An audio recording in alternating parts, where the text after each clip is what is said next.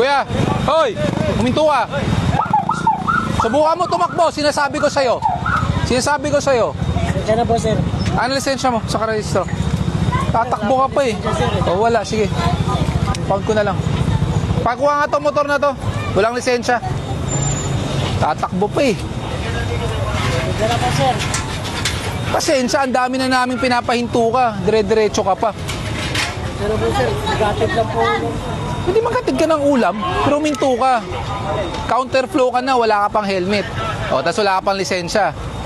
Kompleto ka sa wala. Pakuha nga to.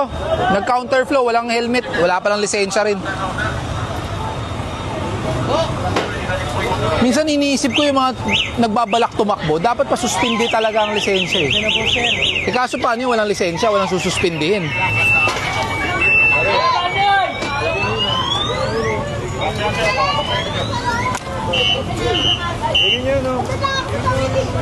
Pakuha nga dito. Beles, Beles. Beles.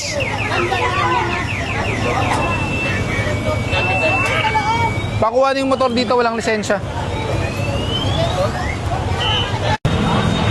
Thank you. Ayos to. Ito mo yung plaka niya. Pakibasa. Oo. Back to you. Ikaw yung tatakbo eh.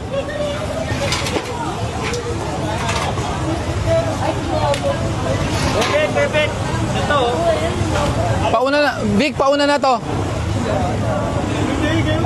Hindi, Vic, yung mga may driver, patikit mo na sa tropa ng MTPB.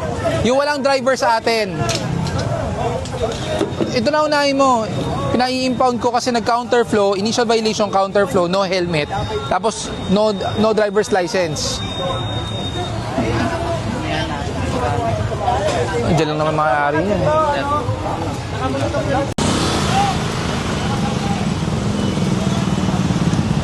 Boss, pakinto po muna.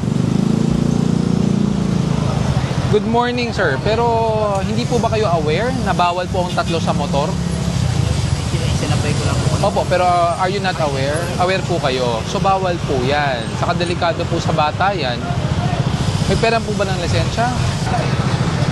Dito lang po kami, sir. Oo, kahit na. Dapat pinag-helmet mo yan. Wala bang pwedeng mag-ano?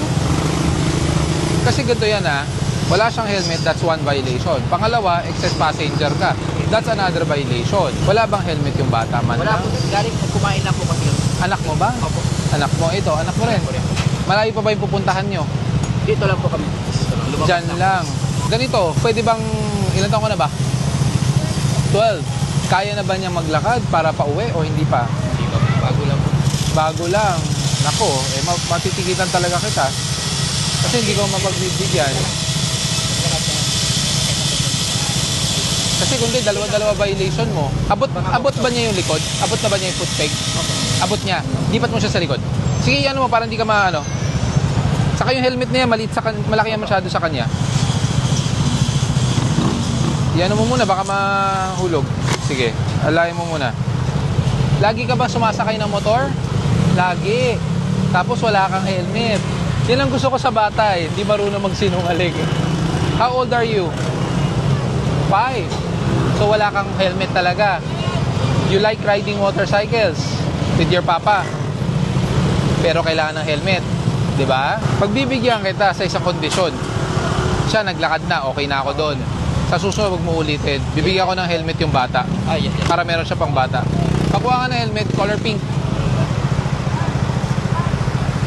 Ikaw ba to? Morning.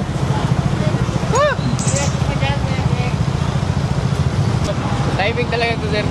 Baka naman sinadya mo dahil nakita mo nandito ako. Hindi, sir. Traffic lang sa kabila, kaya dumaan ako rito. O, di ba? O, ito lisensya mo. Pagbibigyan kita ngayon, Gusto mo daw ng helmet talaga? You like color pink? O, di ba? Dapat papunta kami sa kabila eh. O, tipirin mo na. Ka nang bumili ng helmet. Let's try your helmet if it fits you.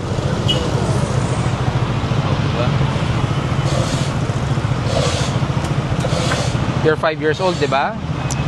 Always wear your helmet para safety. Okay? Ayan, color pink. Pwede mo ibaba yan para kung ano, hindi ka mapuwing. Okay? Thank you, baby. Sige na, Bok. Ay, Ay, Tamondi, mukhang napapagod ka ata sa kakasayaw. Oo nga po. Pero Ninong Gab, itong pagod natin, ito lagi sa Cubao, lagi pong traffic pala. Well, alam mo, isa sa reasons kung bakit napaka-traffic ng Cubao area. For one, no, it's one of the major transport hub dito po sa kahabaan ng EDSA. Alam naman natin, andyan ang bus terminals, andyan ang mga UB Express, andyan ang mga TNBS, tulad ng mga nandito sa likod natin ngayon. No? At hindi lang po yun. Ang corner po niyan, o yung sa baba po niyan, andyan po ang Aurora Boulevard, which is andyan din mga jeepneys po natin at mga iba pang mga buses. That's why it's a very crucial talaga, no? Yes, very crucial tong area na ito na dapat talaga maayos dahil it's a, kumbaga gateway yan ng ating mga kababayan, especially during rush hours. So, nabanggit mo na, sir.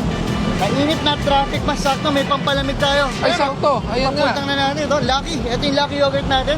Pakita natin. Pero habang tinitigman namin ni Ninong Gab ang Lucky Yogurt, ito, simulan na po natin ang papunta sa ating Lucky Riders. Yan. Ayan, papuntang na po natin, papuntang. Umpisahan na yung pag-full tank. Sakto, Sir Marlon. Ito Lucky Yogurt. Sir, kumusta po?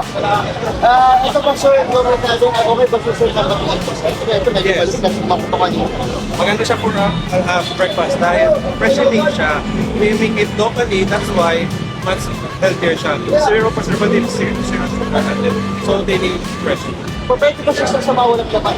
Yes, pwede. Bumabiyahe. Pwede rin siya for diabetic and lactose intolerant. Yung mga makakain o makainom ng mga dairy products, pwede siya. Okay, sir, saan pa kayo galing? Binondo? Yes, sir. Ayan na, diba? Sir, kumusta traffic doon? Mula sa Binondo, papunta rito sa Cubao. As of 5 a.m., wala naman smooth sailing, wala tayong counter, wala traffic. So medyo bandang 6 sa pansin ko, medyo traffic. Kasi pumunta ako dito kaya na-traffic siya ng konti. Kasi walang MMDA. Biro lang. So, ito na, sir. Simulan natin pamimigay ng libreng ano sa Yan. yogurt. At ito, tuloy-tuloy pa rin po. Ang ating libreng full tank. Lahat yan. Full tank na natin. Hello, morning. Ay, may kumuha na ba kayo ng yogurt? Hindi pa po eh. Dire-diretso mo na. Pareho naman sila ng gas, di ba? Yung mga rider, kuha na kayo doon. Libre yan, libre. Healthy pa yan, healthy.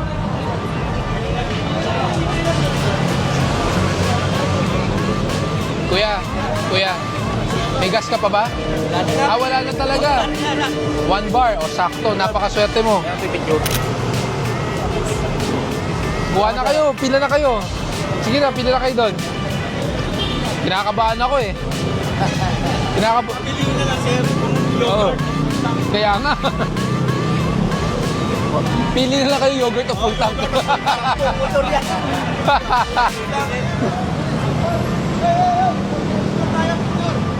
Thank you. 300 mahigit pa lang.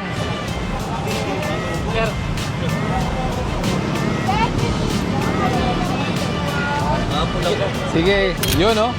Huwag aapaw para hindi sayang gasolina. Thank you po. Next na. Sige, tuloy-tuloy mo yan. Okay. Magkano na ba yan? Tapos na to? Sir, Mukhang sagad na sagad to ah. para sa na sir.